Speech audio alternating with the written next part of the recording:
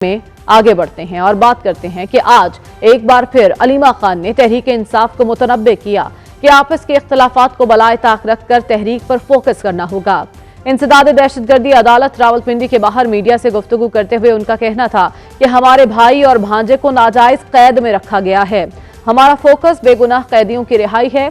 अलीमा खान ने इमरान खान का पैगाम देते हुए बताया कि इमरान खान कहते हैं मुज़ाकरात कौम के मफाद के लिए करूंगा, अपनी जात के लिए डील नहीं करूंगा।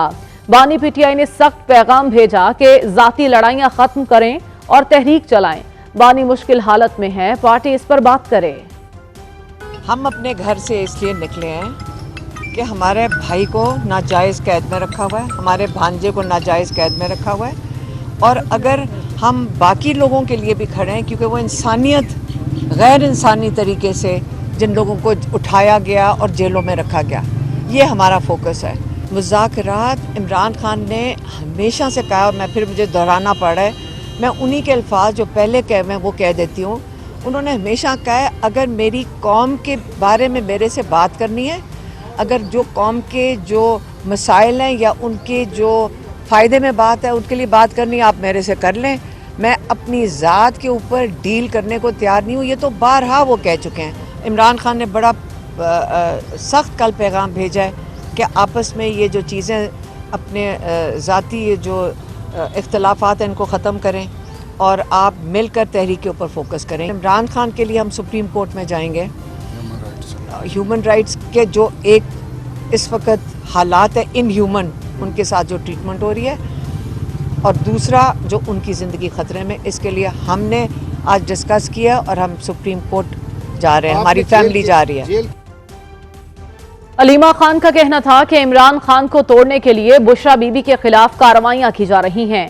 इमरान खान खड़े हैं, हम सबको भी खड़ा होना होगा। इमरान खान की जिंदगी खतरे में है। हैरान कुन बात यह है कि साबिक वज़ीर आज़म इमरान खान की रिहाई के मामले पर उनकी जमात पाकिस्तान तहरीक इंसाफ एक बार फिर उलझन का शिकार है। गुज़िश्ता हफ्ते इमरान खान के एक्स अकाउंट पर एक तवील पैगाम में यह ऐलान किया गया कि 5 अगस्त से पीटीआई मुल्क की एहतजाज का आगाज करेगी। इमरान खान के पैगाम में लिखा गया कि 5 अगस्त को मेरी नाहक कैद को पूरे 2 बरस मुकम्मल हो जाएंगे। उसी रोज हमारी मुल्क की एहतजाजी तहरीक का नुक्ता उरूज होगा। इस पैगाम में मजीद लिखा गया कि अब किसी से किसी भी किस्म के मुज़ाकरात नहीं होंगे, सिर्फ और सिर्फ सड़कों पर एहतजाज होगा ताकि कौम जबरदस्ती के मुसल्लत करदा कठपुतली हुक्मरानों से निजात हासिल करे। जिसके बाद 12 जुलाई को वज़ीर आला खैबर पख्तूनख्वा अली अमीन गंडापुर ने ऐलान किया कि ये तहरीक 90 रोज पर मुश्तमिल होगी। ताहम इस ऐलान से कबल तहरीक इंसाफ के चेयरमैन बैरिस्टर गौहर का कहना था कि एहतजाजी तहरीक से मुतालिक ऐलान इमरान खान खुद करेंगे, जबकि सूबाई सदर जुनेद अकबर का कहना था कि उन्हें नहीं मालूम कि यह 90 रोजा तहरीक का मशवरा किसने दिया और इसका फैसला कब हुआ। जुनेद अकबर ने कहा कि उन्हें इस बारे में कुछ मालूम नहीं और ना ही वो इस बारे में कोई बात कर सकते हैं। तहरीक इंसाफ में पैदा होने वाले इख्तिलाफ पर वजीर इत्तलात पंजाब अज़मा बुखारी भी हैरान हैं कि सालिम जमात पर यह रंग चढ़ चुका है। मुझे बहुत अफसोस हुआ जो सलमान अकरम राजा साहब ने कल जिस तरह की लैंग्वेज और जिस किस्म का लहजा इस्तेमाल किया आलिया हमजा के बारे में। सलमान अकरम राजा साहब को बहुत अच्छे से जानती हूँ, बहुत सोफिस्टिकेटेड सुलझे हुए आदमी समझे जाते थे और पढ़े लिखे भी समझे जाते थे, लेकिन उनको भी अफसोस की बात यह है कि तहरीक इंसाफ का रंग चढ़ गया। तहरीक इंसाफ को दरपेश एक जानिब सबसे बड़ा चैलेंज इमरान खान की रिहाई है और दूसरी जानिब खैबर पख्तूनख्वा हुकूमत की तब्दीली की चहमगोइयां अपने उरूज पर हैं। हैरान कुन तौर पर केपी सेनेट इंतखाबात 21 जुलाई को होना है और ताहाल पीटीआई ने कोई तैयारी नहीं की।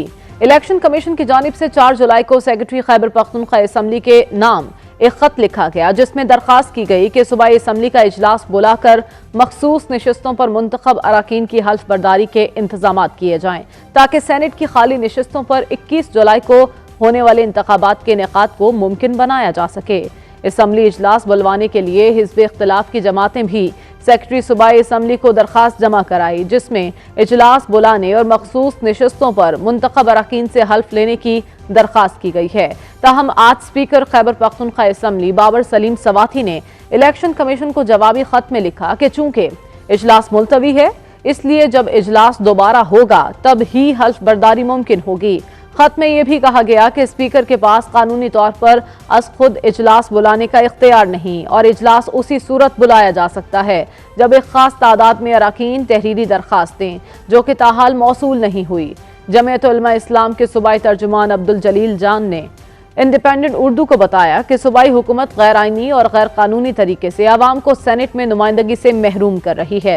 उन्होंने कहा कि गुज़िश्ता 1.5 साल से सेनेट की 11 नशिस्तें खाली हैं और सूबा ऐवान बाला में नुमाइंदगी से महरूम है। अब जब सुप्रीम कोर्ट का फैसला आ चुका तो भी सूबाई हुकूमत असम्बली इजलास बुलाने से गुरेजा हैं। ये सूबे के अवाम का आईनी हक है कि उनकी सेनेट में नुमाइंदगी हो, लेकिन सूबाई हुकूमत टाल मटोल से काम ले रही है। इलेक्शन कमीशन के मुताबिक 21 जुलाई के इंतखाबात की तमाम तैयारियां मुकम्मल कर ली गई हैं।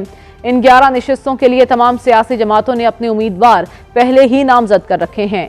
असम्बली में अरकान की तादाद की बात की जाए तो हालिया दिनों में मजीद मखसूस नशिस्तें मिलने के बाद हिज़्ब इख्तिलाफ के अरकान की तादाद 52 है, जबकि हुकूमती इत्तेहाद के पास 92 अरकान हैं।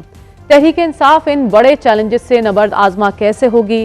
क्या तहरीक इंसाफ एक पेज पर मुत्तहिद हो सकती है? खैबर पख्तूनख्वा असम्बली के कायदे हिज़्ब इख्तिलाफ डॉक्टर इबादुल्लाह ने सूबाई हुकूमत को चैलेंज किया कि सेनेट इंतखाबात में मुत्तहिदा अपोजिशन के प्लेटफॉर्म से हुकूमत को टफ टाइम दिया जाएगा और अपोजिशन कम अज कम 50% नशिस्तें हासिल करेगी।